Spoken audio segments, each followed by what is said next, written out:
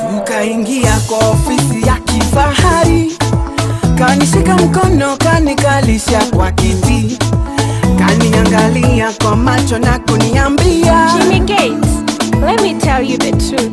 Si eti nataka uperform, nakutaka wewe, cause I'm so madly in love with you and I want you so bad.